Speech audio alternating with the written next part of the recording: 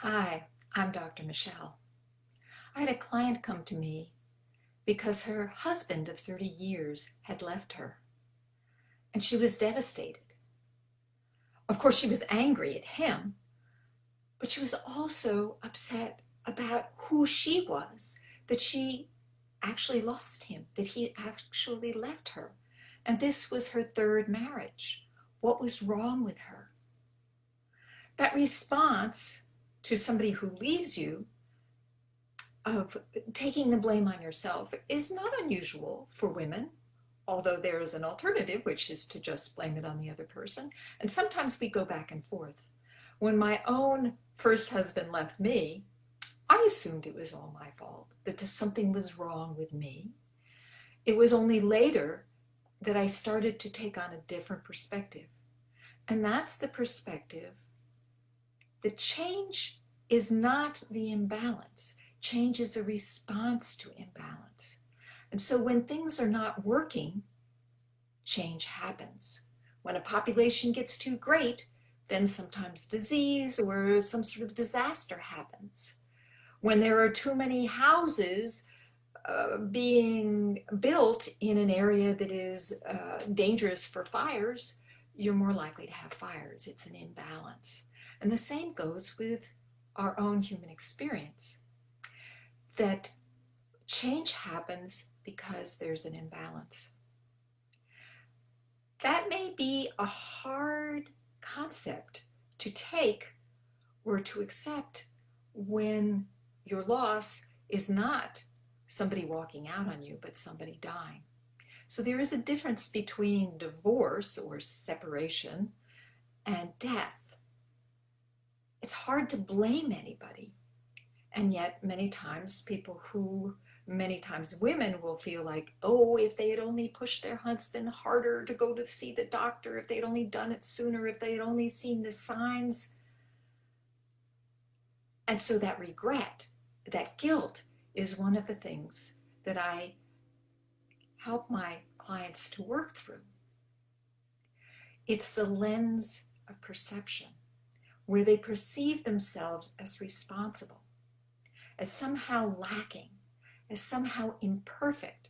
And that goes all the way back to early childhood, when we are given messages or interpret the events that happen in our lives as proof that somehow we are inadequate. I've already talked about how as children, we need not only shelter and food and safety, we also need love. We need connection. We need bonding. We need physical touch, safe physical touch, to feel that we're worthy. And when we don't get that, we learn to manipulate and we develop beliefs about ourselves that color the lens of our perception. It is true that all animals have their own lens of perception. They have actual different eye structure and they see things differently. And we see only a certain amount of the color spectrum. Our problem, however, is the interpretation that we put on our experience. And that comes from our past experience, from our beliefs about ourselves and about other people. If you believe that people are going to treat you badly, you will attract that. Not only will you attract that, you will actually compel it with your own behavior. That was one of the things that I learned after I lost my husband and got involved with my second husband. I realized that I had this pattern of abandonment and that there were certain responses that I would have anytime I saw a sign of the other person, my current husband, pulling away. It was the response of reject the rejector. And oh my goodness, this dynamic is so powerful because the emotions that are related to these early childhood wounds have really become embedded in our systems. And so when something happens that triggers that memory, the chemicals that cascade through your body and the thoughts that come blossoming out of your mind are amazing. They make you angry, furious, difficult to calm down, even though there might be your observer self saying, hello, why are you thinking these things? Is it even true? But that emotion and the chemistry of your body really fights against shifting the perception. It takes practice to shift your perception, to shift the story. That's what I work with my clients to do, is to shift their story, but also to work with the emotional level as well. That there is an emotional component. It's really hard to change your story when you're busy struggling with those chemical emotions. I call myself the body listener, not the body whisperer or the horse whisperer or the dog whisperer, the body listener. I teach my clients how to listen to their body, because the body actually tells you more truth than your mind does. Your mind is full of these thoughts and beliefs about yourself, but the body will tell you what's going on, how it's feeling. And when you tap in to where it is in your body that you're feeling upset, you can learn a lot about what's going on, especially if you apply the lens of perception of psychosomatics. So I had a client who was having trouble with her throat. In fact, it's a major issue. Wow, in psychosomatics, the throat, or the throat chakra, is about self-expression. It's the way in which you take your creative energy and bring it out into the world, to bring it into being. Chances are, in fact, it was true that there was a way in which she was shut down very early on, that her voice was not given credence or acknowledgement or space. I have another client who has problems with her heart area. Now, this is a natural thing that you would expect of somebody who is grieving the loss of a loved one, is that pain around the heart. But when it continues for months and months and years, there's probably something else going on. And that's where I come in, to go and check in with the heart and say, what's going on?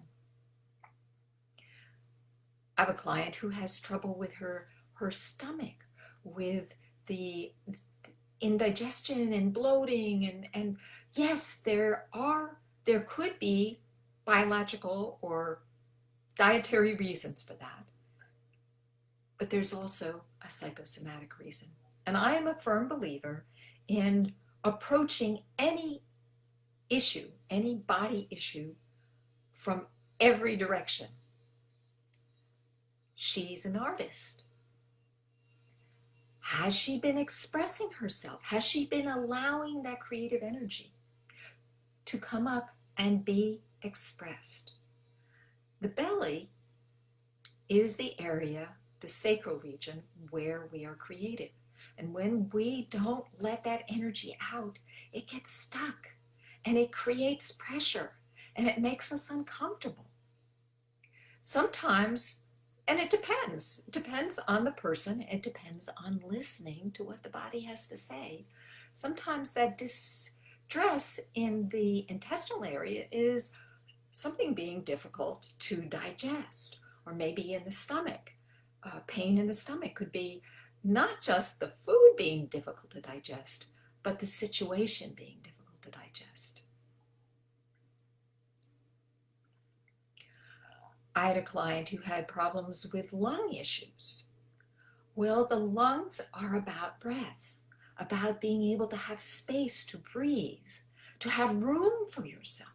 And it's also the heart area. So is there an issue around feeling loved? The body is just an amazing resource for telling us what's going on inside. Instead of trying to tamp down our feelings, especially the ones that are not comfortable, that make us, that are painful or disturbing or irritating, instead of trying to tamp them down, taking pills, I invite you to listen to your body and see what it has to say to you. And if you're having trouble understanding your body, or you're having trouble even listening to your body, Lord knows, a lot of us have been taught to tap down any awareness of sensation. I worked with one client and I kept on asking her, how did she feel? And all she could tell me was what she was thinking. She didn't have the vocabulary or the self-awareness to even talk about the sensory awareness of her body. In fact, that was a problem that I had for many years because I was this walking head. I had learned to tamp down my emotions, and when you tamp down your emotions, when you repress them, you're repressing sensory information. And you tamp down not only the good, the bad, or the uncomfortable, but you also deny yourself the awareness of the good as well. It takes practice to re-stimulate and reignite your awareness of your body. There are a lot of things you can do to reignite that, to reconnect yourself to your body.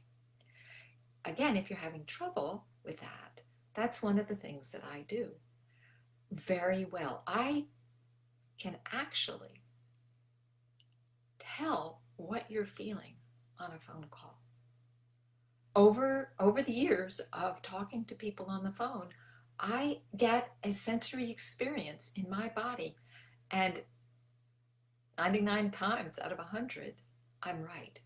And I trust it. I trust that whatever I'm feeling is probably coming through the line from the other person. When we become more and more aware, these perceptions begin to open up. The problem with the lens of perception is it's more like sunglasses or eye blockers that prevent us from really experiencing the information that is coming into us all the time. We need that information. And we need to work on the brain and the brain's interpretation.